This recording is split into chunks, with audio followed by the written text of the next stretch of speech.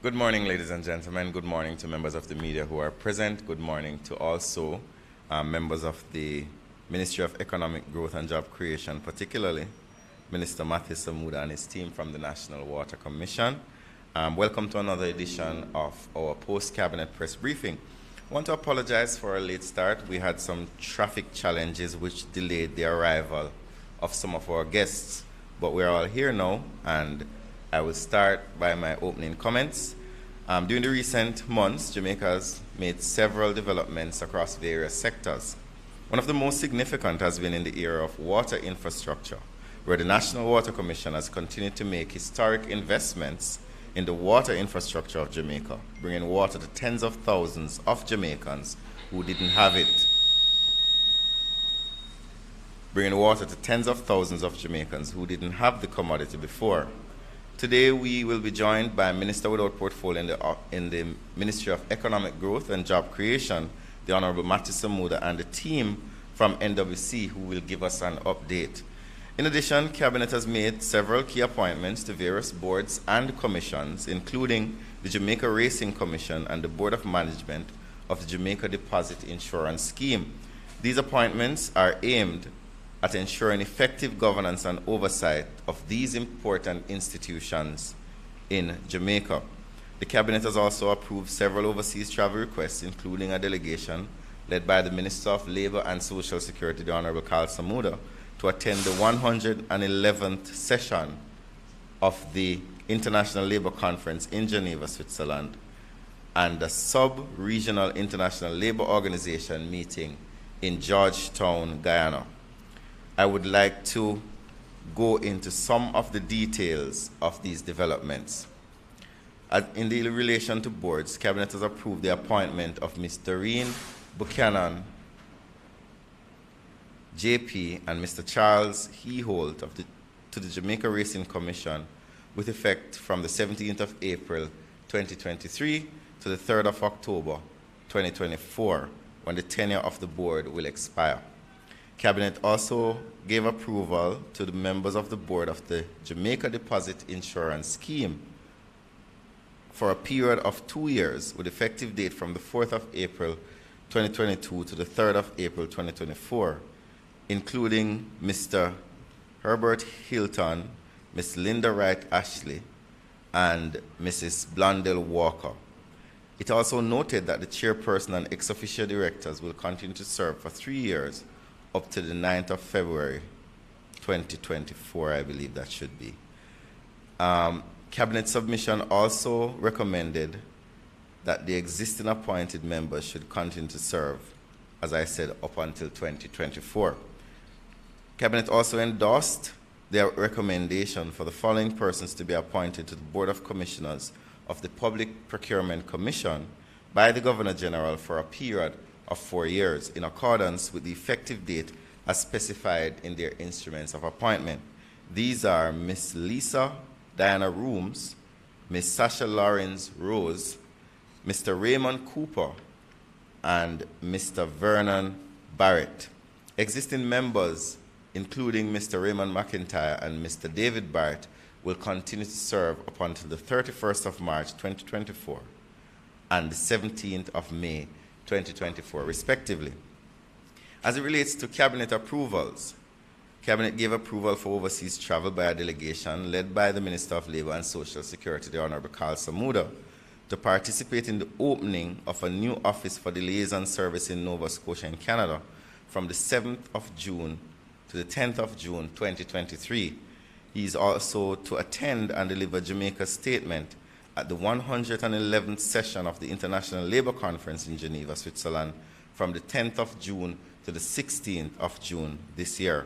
Approval was also given for a delegation led by Minister Samuda to attend the 12th Sub-Regional International Labour Organization meeting of Caribbean Labour Ministers in Georgetown, Guyana, from the 23rd to the 25th of May 2023, and also gave approval for that travel. In terms of approval, Cabinet also gave approval for the payment of a quota increase by the government of Jamaica to the tune of $72,000 to the Caribbean Public Health Agency, that is CARFA, with effect from January 2023. Finally, in relation to contracts, approval was given for the renewal of insurance placement for the Airports Authority of Jamaica for the third and final triennium contract for the period the 1st of May 2023 to the 30th of April 2024, in keeping with the endorsement of the Public Service Commission. This insurance placement was done by brokers Fraser, Fontaine and Kong, who recommended General Accident Insurance Company Limited and Lloyd's Syndicate Chaucer as follows. Placement in US denominated policies, $411,173 US. Placement in Jamaican determined policies, $1,405,981. Cabinet also approved the contract by the Port Authority for the provision of real estate development, planning and design consultancy services for the PAJ's 12-acre property in Montego Bay, St. James, and in keeping with the endorsement of the Public Services Commission. The award of the contract in the amount of $190 million, including general consumption tax, was done to Harold Morrison Robert Woodstock Associates Limited. And finally, Cabinet approved the award of a contract by the National Water Commission for the supply and delivery of 200 millimeter and 150 millimeter nominal diameter ductile iron pipes and associated fittings for the Anchovy Water Supply Project in St. James, and this includes Shuttlewood to Mount Carey and Nelson Tank pumping units. In keeping with the endorsement from the Public Procurement Commission, the award of contract in the amount of $132,296,000, inclusive of GCT, to the benefit of Derrick A. Gibson Limited. Those are the decisions, board appointments, and the contract approvals by Cabinet, most recent. I will now invite the Minister without portfolio in the Ministry of Economic Growth and Job Creation to attend upon the podium to give a presentation. Just want to give a slight overview. The government has had a strong focus on the development of water infrastructure over the last 7 years. Minister Samuda has been making the rounds across the island, opening numerous water facilities. These openings could not have taken place without significant work by the National Water Commission and budgeting support by the government of Jamaica. There are many communities in Jamaica who have not had water for many decades, but who are now in a position to benefit from potable water. As Mr. Samuda makes his way towards the podium, I just want to reiterate that the National Water Commission continues to make improvements, as it was recently announced that they were able to through their various initiatives, for the first time in many decades, have a profit. I'll now invite Minister Samuda to attend upon the podium to give his presentation. Minister Samuda.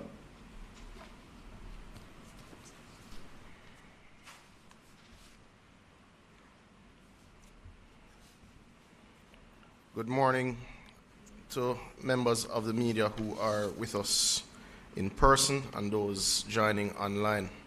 Allow me to acknowledge colleague Minister without portfolio from OPM in charge of information, Minister Morgan, Press Secretary Naomi Francis, senior team from the NWC, WRA, and indeed the Met Services. I thank Minister Morgan for the opportunity to provide an update through this press conference, or press briefing rather, to address the current meteorological drought which Jamaica is experiencing. With us, as mentioned in my welcome, are members from agencies within MEGJEC, including the Met Services, WRA, and NWC. They are supported by senior members of staff of MEGJEC. It is well known that Jamaica's biomodal rainfall patterns consist of 2 peak periods with higher values of rainfall and corresponding periods of lower rainfall. The primary peak occurs in October and secondary peak in May. During the period February to March and the month of July, the lowest amounts of rainfall are typically experienced. This is based on long-term reports. However, as we know, deviations from the pattern do occur from year to year. It is no secret that Jamaica is in the throes of the worst drought since 2014. Jamaica started experiencing reduced rainfall from as early as October last year. However, the reduction in rainfall worsened after that. In November of 2022, we experienced 62% of our 30-year average in rainfall. In December, that declined to 47%. In January 2023, that figure declined to 32% of 30-year rainfall. In February, it declined further again to 28% of our 30-year average in rainfall. Now, there was some rebound in March where we received 90% of 30-year rainfall, but this is not necessarily evenly spread. The eastern section of the island had no parish receiving more than 60% of its 30-year rainfall. And to note, St. Thomas and Portland, and indeed Kingston, started seeing reductions in 30-year rainfall from as far back as August of last year. So I think that has to be understood, and that has to set the context for the issue that we face. In February of this year, the Prime Minister provided a comprehensive update on the situation and detailed the government's response. The Met Service and NWC teams are here to field questions this morning for technical issues. We have presentations that we can share with members of the media that have particular statistics, some which would be too laborious to go through this morning, but the teams are here to field specific questions. The fact is, when you have a month where you get 28% of 30-year rainfall, all water systems are impacted, and impacted severely. There is no country in the world, there is no state in the US that is unaffected when they have rainfall in this level. However, the government did not sit back and not respond. In February, persons should recall that the Prime Minister instructed that $150 million be made available for drought mitigation. That was broken down as follows. $35 million went to the Ministry of Local Government to facilitate trucking by municipalities. This is ongoing. $20 million was made available for the purchase of black tanks to support communities worst affected. $95 million was made available to NWC for trucking within the utility footprint and to critical infrastructure, including schools, hospitals, health centers, post offices, and police stations. This process is ongoing. The drought response, however, did not stop there. It took into consideration the impact on our farmers and understanding that they too were particularly badly impacted. Through the Ministry of Agriculture and Fisheries, $110 million was also made available for drought mitigation.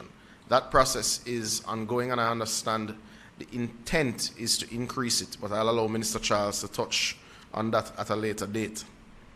These programs have indeed eased much of the pressure in many of the communities nationally.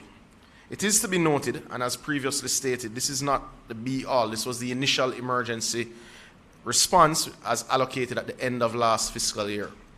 It is the intention of the ministry to convene the Drought Management Committee early next week to do an assessment, looking at all the stakeholders within the Integrated Water Management Council, to ensure that we have a full feel of which systems have recovered, which have not, and what the impact of the current mitigation measures are. After that meeting, I intend to report to the Cabinet, and if there is need for stronger conservation measures, we will recommend it to the Cabinet. If there is need for increased allocations, we will make the request to the Ministry of Finance, but that will be post our Drought Management Committee meeting of next week. We are pleading, ladies and gentlemen, I will ask the members of the media to assist us with this plea. We are pleading with citizens to be circumspect. with their use of the precious commodity at this time. We're asking you to desist from watering lawns and certainly to desist from washing cars for now. Now, what should also be clear, ladies and gentlemen, is that the climate is indeed changing. Our weather patterns are indeed shifting, and some have shifted. Just this morning, I saw an article posted where even trade in the Panama Canal is now being affected because of drought. The lakes that supply the fresh water in that space are lower than normal. Jamaica is not being spared. We can expect longer periods of intense drought and indeed periods of intense rainfall. This is precisely why this government has been investing at an unprecedented rate, certainly in the infrastructure of our water sector. This is targeted at improving resilience and the capacity of the varying agencies, and we are working around the clock to ensure that this is indeed realized. It is important to note, and especially in the context of drought, colleagues and members of the media should recall that I believe it was in November of last year that the NWC added 8 new trucks to its fleet to facilitate the resilience by increasing its trucking capacity. This year, the NWC will purchase a further 8 that will carry our fleet, I believe, to 32. Now, trucking is always a last-ditch effort and done in times of crisis. It is the least efficient, rather, method of getting water to persons. So it is done when we absolutely have to, when you are doing work in a community, when there is fallout from drought or other such issues. But this isn't the be-all and end-all. It is well known and documented that there are communities which are disproportionately affected by not being within the utility footprint. The drought is also now affecting these communities disproportionately because they don't have reliable water through their rainwater harvesting efforts or from the springs that they draw from. We can expect with current rainfall levels that there still will be further impact on small systems, many of which run by municipalities, several of which just done at a community level. It is for this reason the Prime Minister in his budget speech announced that 50,000 black tanks will be made available to citizens in areas most in need over the next 3 years. We have updated the country, I think recently, that 13,000 of these tanks, we will commence distribution of that in July. Now, these tanks will simply not just be given out, and we will come with a full detailed program at the time of program launch. But to note, it will be accompanied with the appropriate guttering to facilitate rainwater harvesting. We will be facilitating training of community individuals to do installation and providing a stipend to them in partnering with the Heart and Hope program. This program will significantly increase the water resilience, especially in communities outside of the utility footprint of the NWC and in communities affected by some of the oldest infrastructure that we have that affects their delivery. Last year, the NWC invested 4 billion Jamaican dollars. That was invested in communities across the length and breadth of Jamaica. The map can be provided to any members of the media who wish to use it. That was unprecedented. And it is for that reason we were not forced to commence lock-offs last year with the declining rainfall. There are 2 projects I'd like to highlight this morning before I describe the Capital Works program, which will support further resilience. The first is one that I think the NWC is very proud to have gotten it to this point. Last year, December, I think the first week in December, we signed a contract for the development of a water treatment plant at Content St. Catherine. This plant will commence construction in July of this year. To note, it will provide 15 million gallons of water to the corporate area daily. That would be sufficient that when complete, if you have a drought of this level, of this nature, with this level of rainfall, you would not have water disruption in supply in Kingston and St. Andrew, nothing of any consequence. This is a major national investment that the NWC, through a PPP, will make into the resilience in the water supply of Kingston, St. Andrew, and indeed soon-to-be parish of Portmore. So that is investment 1 that takes into consideration the climate that we face, or the changing climate that we face. Investment number 2, which is particularly important and one that I believe ultimately the NWC will even have to do academic study to support other developing nations on is the NRW efforts that have been made. The NRW program, which started, I believe, in late 2015, would have cut leaks and cut non-revenue water in Kingston from 71% to 38%. And correct me if I'm wrong, VP, in 2015, Kingston was using 50 million gallons of water per day, give or take. Before the drought started, Kingston and St. Andrew was using 35 million gallons of water a day, meaning we had stopped the leaks and theft of over 15 million gallons a day. It is for that reason, again, why we didn't have to have lock-offs for Christmas, why we didn't start strict measures in January. So the investments in capital infrastructure are adequately preparing the country to deal with the extended periods of drought that will come. Now, there are other initiatives and some major ones that the Prime Minister would have announced, including the Mahogany Vale Dam, which will significantly increase the resilience in the eastern end of the island. It also includes the Pedro Plains Irrigation Project, which will significantly increase the resilience in southern St. Elizabeth and indeed southern Manchester for farmers in those areas. But what I'm getting at, colleagues and ladies and gentlemen, is that this investment program is underway, has been underway for some time, and we will indeed build in the resilience that we need to deal with drought conditions going forward. Now, it's not an overnight fix. We know there's been a chronic level of underinvestment in the NWC over the last 40 years. We are correcting that. The management team and board of NWC are working around the clock to correct many of the issues that precede their tenure there. We do note that because of the drought and because of the aging infrastructure, there have been some challenges in recent times. We ask citizens for their understanding, and we assure them that we are working around the clock, but more importantly, we're investing the revenue of NWC and indeed tax dollars to ensure that this resilience is built in and that eventually this is a thing of the past. I thank you.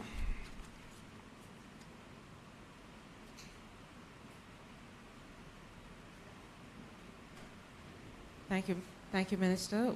May we now have the NWC, who I believe will also be doing a presentation, and of course the Met Service, followed by Ministers Morgan and Samuda, who will be able to answer questions. NWC. Thank you, Naomi. I think we will take questions first, but we have also a presentation loaded up by Mr. Evan Thompson.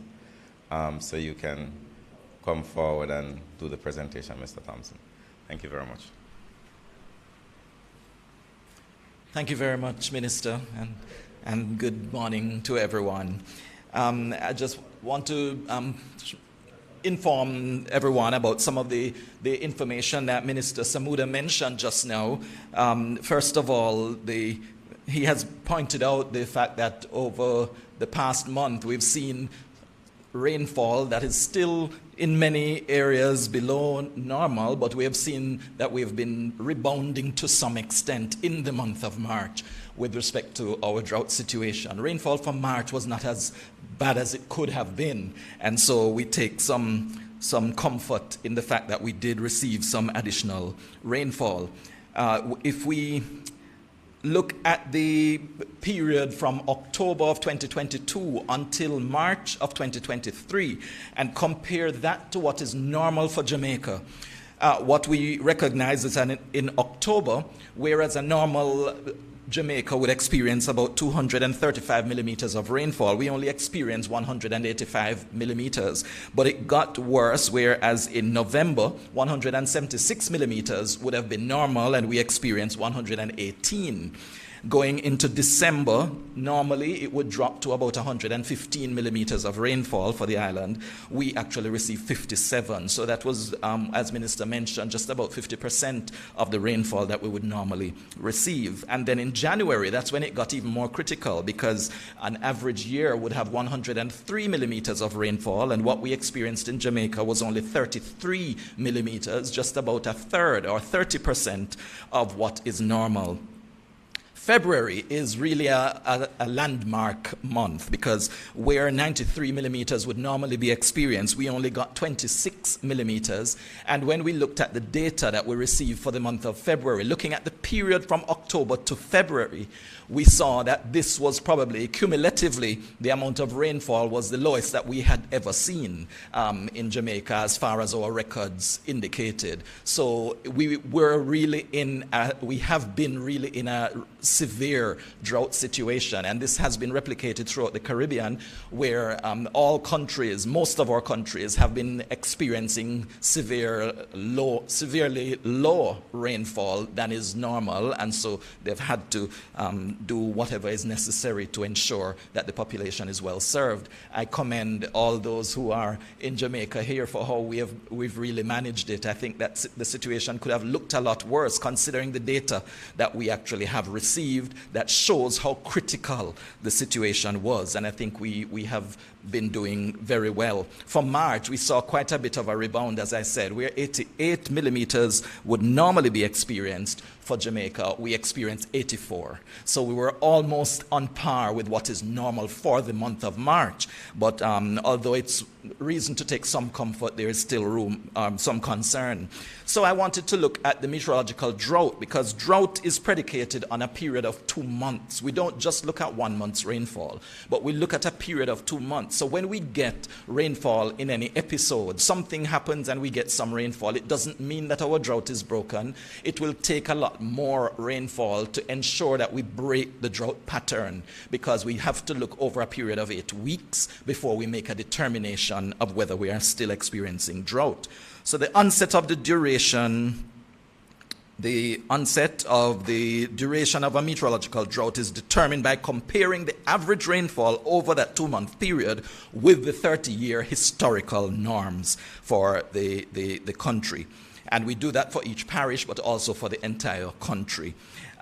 Looking at the percentages, a very simple way of looking at it is just the percentage. If we are over 60% of normal rainfall, we do not consider that we are experiencing drought. But as soon as it falls below 60%, we say we have normal drought conditions. If it goes below 40%, we consider it severe drought conditions. And under 20% of norm, we would consider that to be extreme drought conditions, and we experienced extreme drought for much of the island going through February. As we went to March, however, we saw that some of the figures showed that there was some change. Currently, we have a number of parishes that are experiencing normal drought. So we are still experiencing drought, although some areas have been receiving some amount of rainfall. The only parish that is not considered to be experiencing a drought at all is the parish of Portland.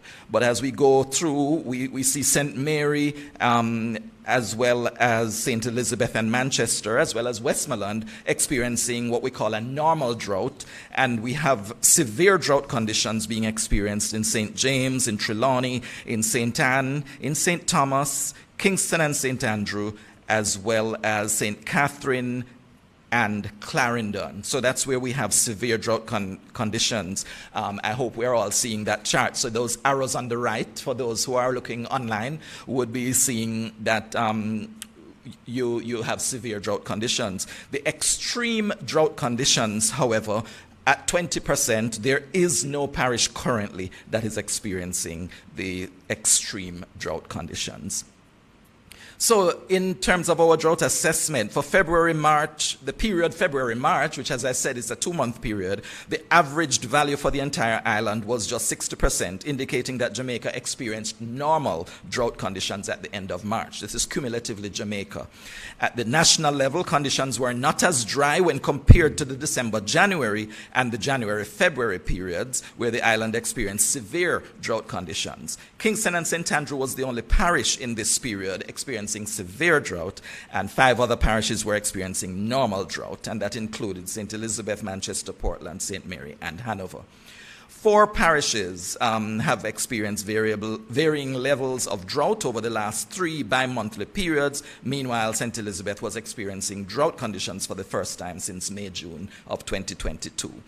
And just to take a look at the outlook, because of course our concern is not so much what has happened already, but what we are expecting as we move forward. The period April to June usually marks the early wet season. May is usually the peak of our secondary rainfall season, and so we look forward to more rainfall. And you would have experienced some amount of rainfall during the month of April.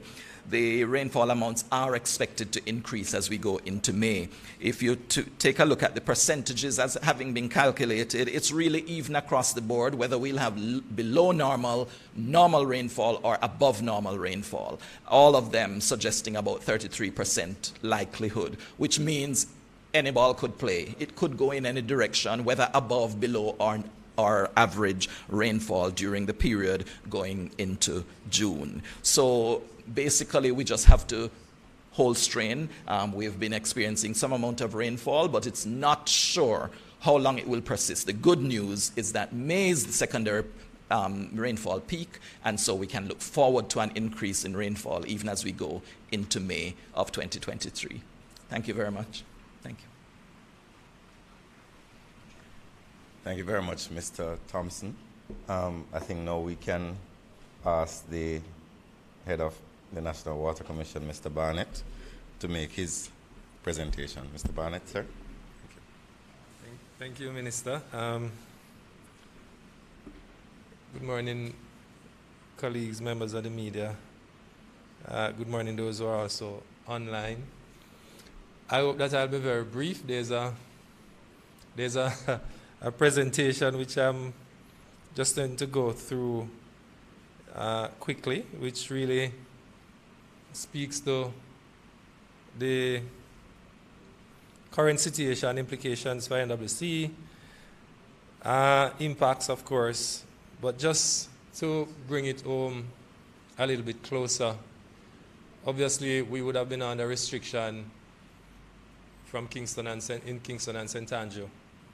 And just to let you all know that even though there are rainfalls, and thanks heaven, there's some improvement, but not enough.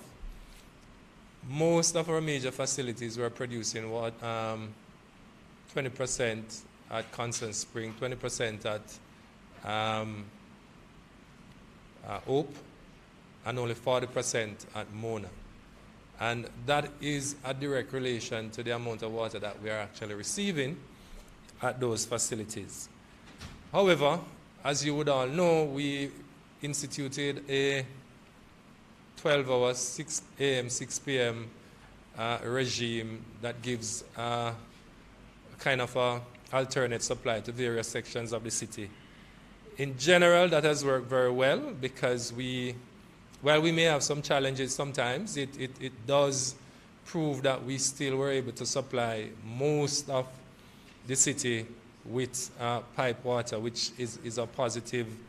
And just to elaborate a little bit on what the minister indicated, it is in fact that before we started the NRW activity, we were supplying anywhere between 40 to 50 million gallons of water per day in the city.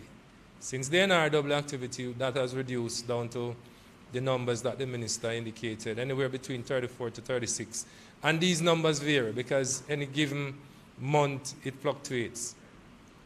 But the point is, it simply means we would have been producing less and therefore extend storage even further over the period. And so while we always want to ensure our most festive period in the Jamaican agenda, which is Christmas, we don't wish to disrupt your water supply during that period. And so we were able to ensure that water supply was always in the top. But just to give you a little synopsis in terms of the corporate area, for January, we produce and distribute just about 31 million gallons of water. March, we reduced down to 30. And so far in April, we're at 28 million gallons. But again, it would give you an idea of the deficiency or the difference between normal to what we now experience. And then you will ask, if I'm producing 20% at Constant Spring, 20% at Hope, and 40% at Mona, where is the other rest of water comes from? Why it is not worse?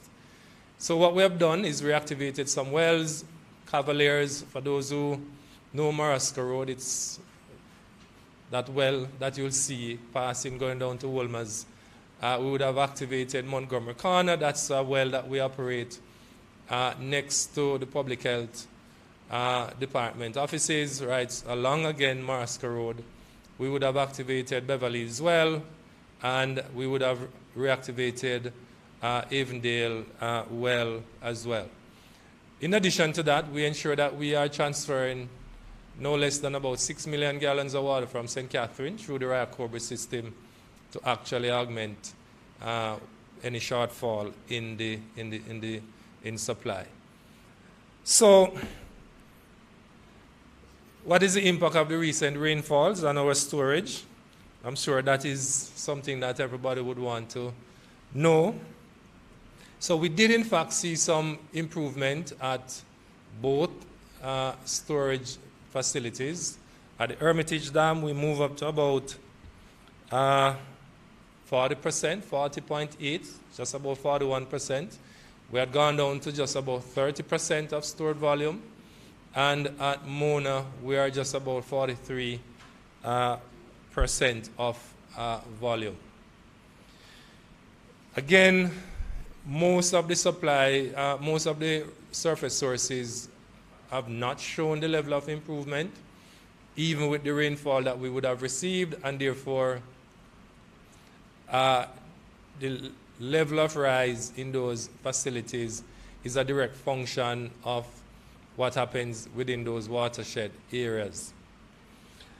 Again, we don't necessarily like to just talk about Kingston and St. Andrew because NWC's operation is island-wide, and certainly we would have had challenges, as you would all be aware, in the Bounty Hall area, Wakefield well system. Most of those wells aren't able to be pumped because of the nature of the wells themselves and because of the drought. Our other major facilities, Martha Brae, Great River, are working. Bogue and St. Ann are not affected.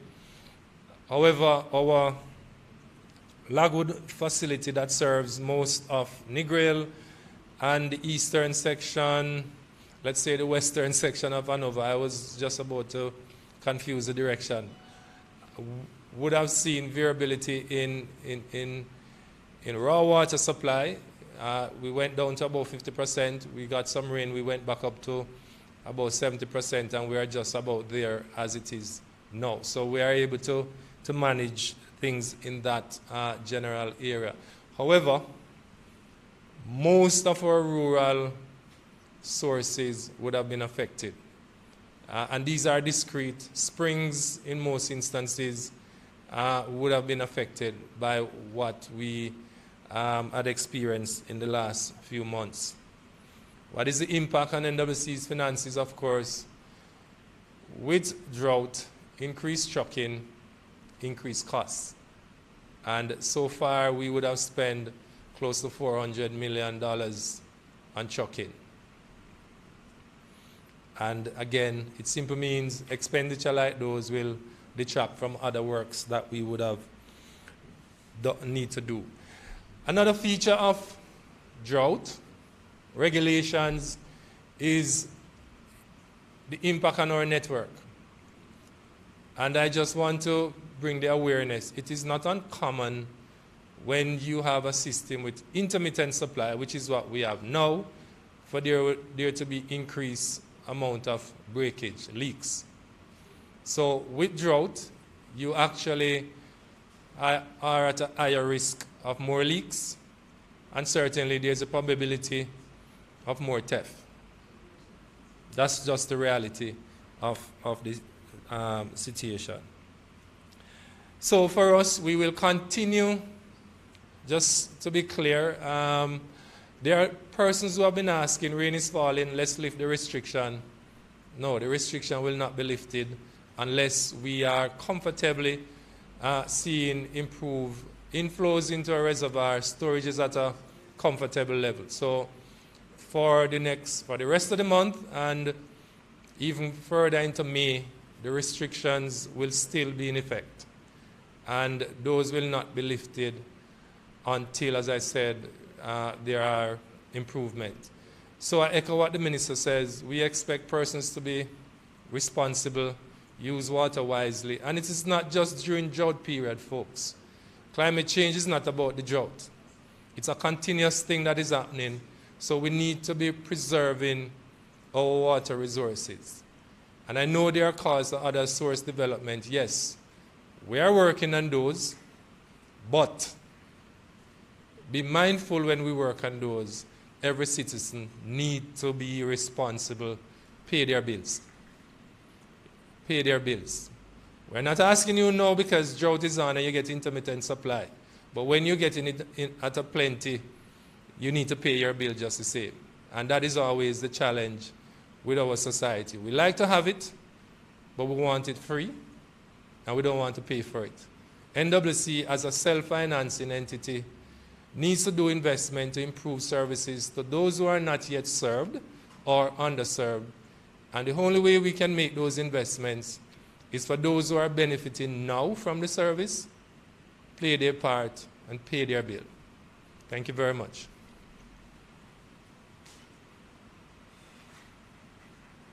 Thank you very much, Mr. Barnett, head of the National Water Commission. We will now open the floor to questions. You know the approach where you indicate by raising your hand, and then someone will present you with a microphone. Naomi? Hi, good morning. Alexander Scott here from Nationwide News. Thank you, Alexander. Hi, just two questions, really. One for you, Minister Morgan, and one for Minister Samuda.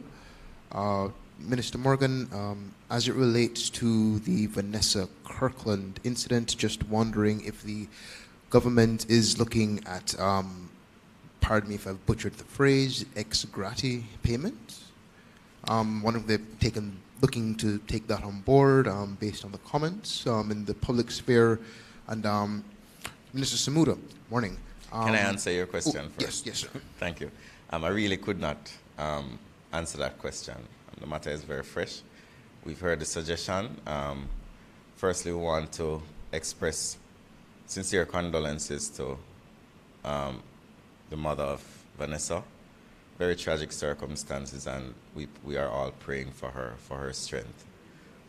But I would not be able to comment on one way or the other on that matter. Minister Samuda. Thank you. And Minister Samuda, morning again.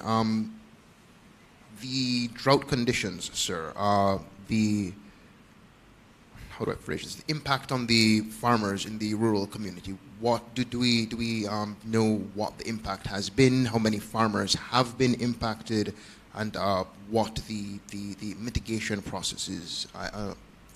If I'm not mistaken, there is a water trucking scheme going on, I believe, based on the previous presentation. But is anything else in train? Thank you. I suspect that's more of a question for Minister Pernell Charles Jr. than for me. What I do know is significant trucking efforts have been underway by RADA, by the NWC, by the municipalities as the allocations were made in February. I wouldn't be able to go into it beyond that. Thank you, Minister. We have more questions. Morning, Jason Cross, Jamaica Observer. This morning, question Jason. Is, morning, Mr. Minister. This question is for Mr. Thompson. What's the difference with Portland and the other parishes, and why is it that it's the only parish that's not experiencing drought at this time? Thank you for your question. Portland is really our wettest parish and has always been. The data would suggest that among all our parishes, the peak is usually in the Portland area. In recent months, though, Portland has been having much less rainfall than is usual. And so that has contributed significantly to how the entire island has been seen in terms of the experience of drought, because Portland contributes so much to the overall average. However, in recent months, because of the types of systems that affect us during this period between December and March, that's where most of the rainfall comes in the northeast of the island, and Portland is in that part of the country. So we would normally be impacted by frontal systems, and when fronts aren't close by, the rainfall tends to occur mainly in the north and the east, but primarily in the northeast of the island. So Portland gets most of the rainfall. Thank you. One more question. What's the likelihood of the other parishes experiencing extreme drought conditions going forward? Thanks again. That is still a possibility, because we are not completely out of the drought situation. Drought is still being experienced at different levels. As I mentioned in the presentation, there's an outlook that suggests that we still could have below average rainfall. And if that does occur during the course of May and going into June, which is where we normally have our secondary peak, if we don't get the rainfall that we would have wanted or expected, then it could really plunge us back into a severe situation. October last year is an example. October is our primary rainfall season, and we did not get anywhere near as much rainfall as is usual for October. If that is repeated in May, then we could be in a bad situation. You're welcome. Thank you. Another question? Good morning, Ministers. It's Shauna Small from the Jamaica Gleaner. I have a question for Minister Samuda as well as Minister Morgan. Minister Samuda, there have been calls for the government to mandate water harvesting as a way of addressing the yearly drought. Is this a suggestion that the government is willing to consider? Water harvesting is going to play a critical role in building Jamaica's water resilience going forward. It is already a facet of much of Jamaica. Certainly in southern St. Elizabeth, it is commonplace. The country is nearing completion on its guidelines, which would be gazetted on rainwater harvesting, which would provide guidance to planning authorities and developers alike. We expect that those guidelines to be complete within the next 30 to 60 days, and then the appropriate sensitization to be done with all of our planning officers. The issue related to rainwater harvesting and things like solar panels, just for argument's sake, has always been in the context of a housing crisis in Jamaica. Anything that you insist upon that increases the cost of housing, there's always been a general sensitivity to this space. Acknowledging where we are with the changing climate, rainwater harvesting is something that the government intends to do through its public buildings. It's something that the government intends to do in all areas where the utility footprint does not extend to, and it is something that the government will be encouraging significantly. Just not mandating it? Not at this stage, no. Okay, all right, thank you. Minister. Minister Morgan, civil society groups as well as the Minister of Opposition, Julian Robinson, have excuse me, suggested that the meetings of the Constitutional Reform Committee be made public. Is this something that the government intends to consider? I'm trying to... So, in principle, there is nothing really fundamentally wrong with public engagement with the Constitutional Reform Committee. I am aware that even up to this evening, the Reform Committee will be having a public meeting in the western end of the island. I would like to use PostCab as a free plug for the meeting, and it's called Road to Republic Public Consultation, Wednesday, April 26th at 4:30 p.m. at the Civic Center, Sam Sharp Square, Montego Bay. And the topic is Phase 1 of the reform process. There is no interest in hiding anything from the people. the mere process of constitutional reform requires the public to make the decision. So the public is the one who is going to decide what we do. However, there are processes such as the drafting of bills that require discussion and dialogue with opposition, with others, and I know that there has been attempts to engage with the civil society groups and so on. So there's absolutely no fear or no... sometimes I'm a bit fascinated listening to the conversations because the constitutional reform process is a public process. There has to be a referendum to determine whether we move from a constitutional monarchy to a republic, and you cannot go out and do a referendum without public education, without advising people as to what it means to become a republic. But we're at the beginning stage of the process. We're now at a stage where the opposition and a wide cross-section of persons are sitting around the table looking at the sticky, legalistic issues to condense them and to mold them in a way that when they do go out into the public, there's a clear explanation to the public as to this is what the country is proposing. Do you agree with it? So there is no desire. It's impossible to not have a public engagement in a constitutional reform process. Impossible. Thank you, Minister. We have another question. Morning, Hal Shaneberg, Radio Jamaica. Morning, Hal Shane.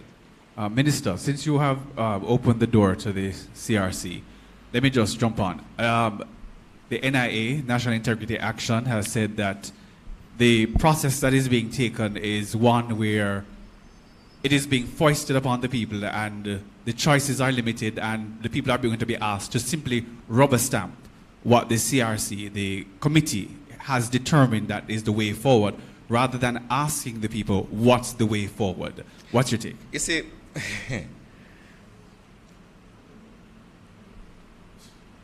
I don't know how to answer the question because the question is based on a false premise. We cannot draft a bill in Sam Sharp Square.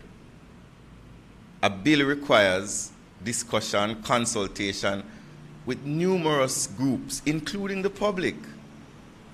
But a bill has to be drafted. We have been in this process for decades. We've had constitutional reform consultations, committees stretching back for as long as I am alive, and I am 40. There is no desire by the government to... We cannot turn Jamaica into a republic in secret, you know.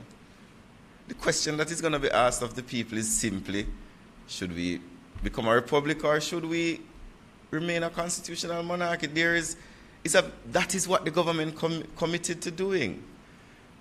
The main argument that has been made by many persons over the years is, why are we not a republic? Why are we taking so long?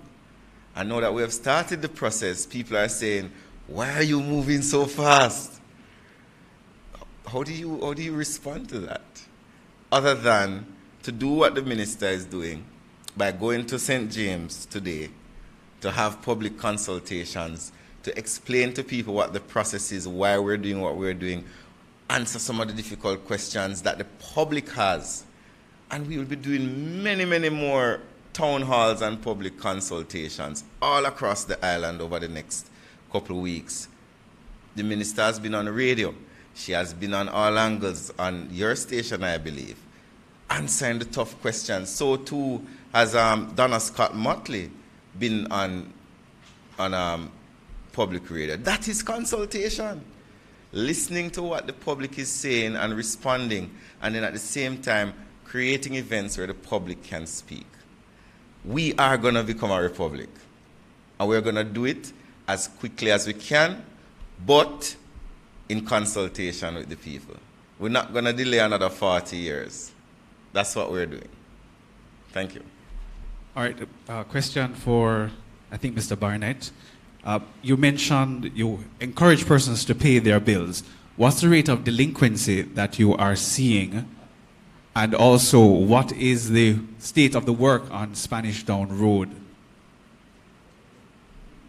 Yes. Good question. I'll just answer you this way. For any given month, we don't collect at least 15% of the revenue we bill.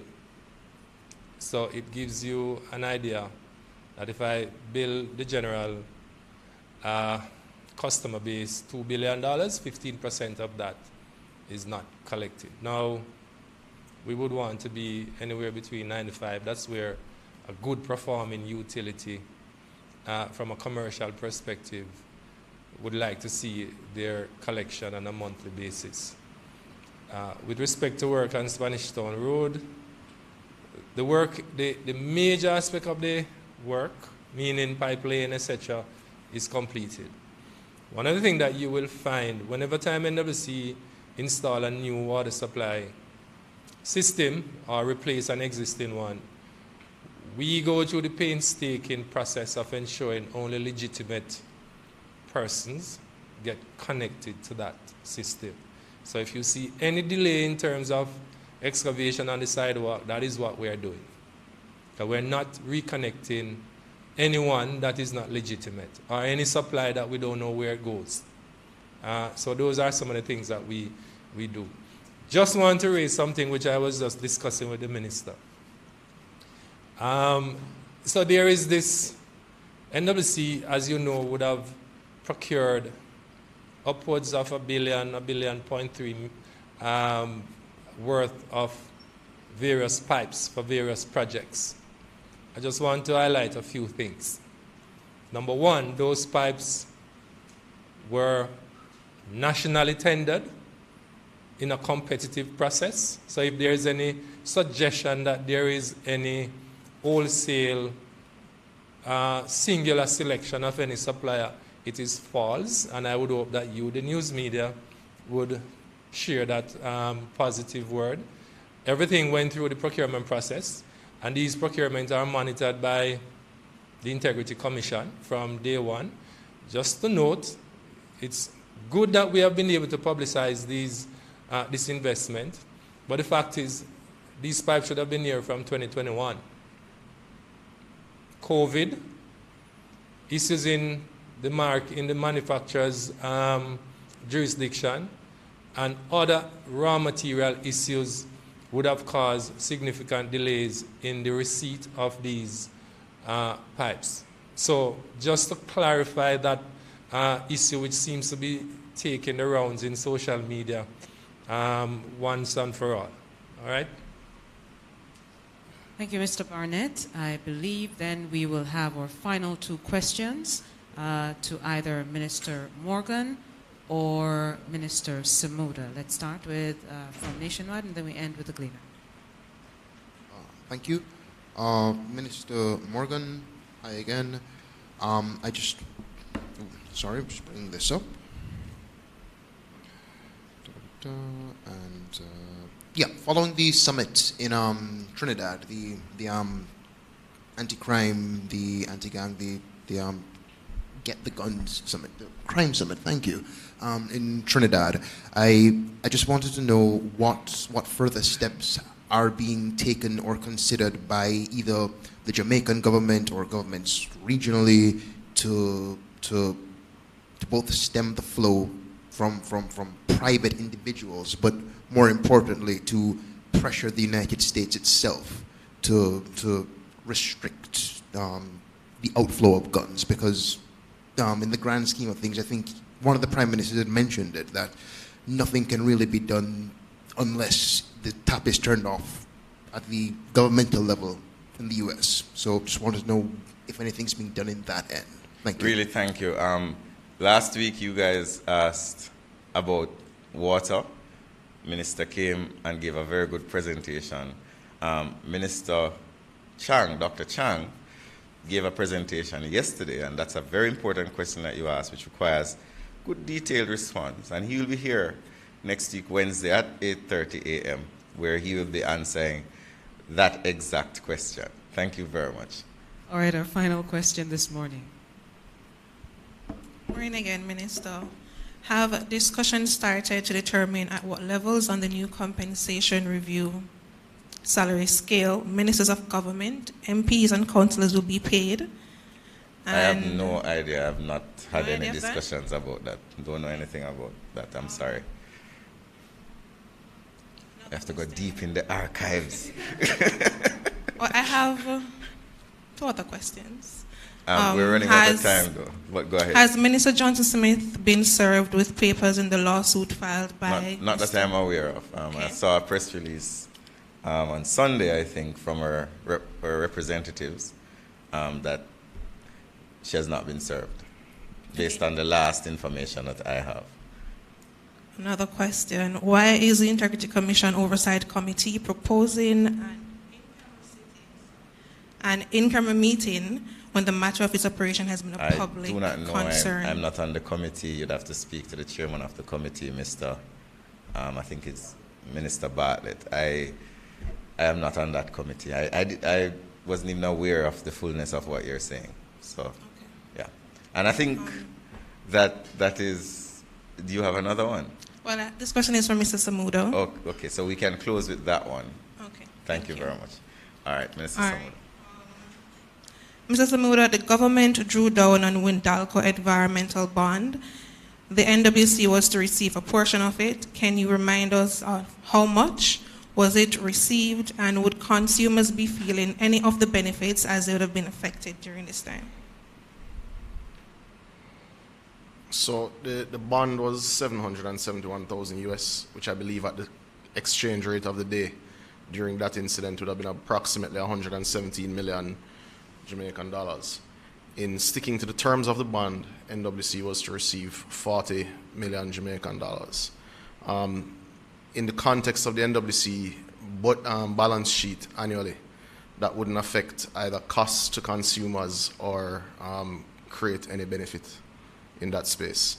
The NWC is an entity that generally earns, for round number sake, $3 billion a month. It's a $36 to $38 billion company a year. $40 million is not a material drawdown that would change. It would be a single project in any at a community level. It's not something that would be felt nationally, quite frankly. All right. Want to thank. I know we had a rough morning with the traffic and all of that.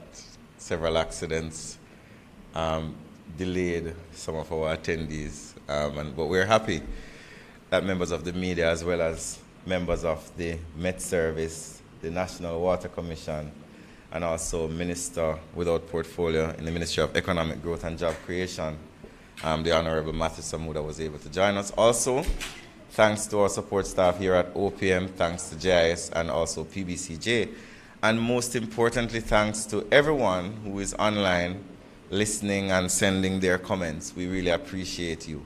There we go for another edition of Post-Cabinet Press Briefing. Next week, we will have Minister of National Security, Dr. Horace Chang, who will be with us here to give a presentation and answer the relevant questions. Until then, thank you very much. May you have a safe and prosperous afternoon.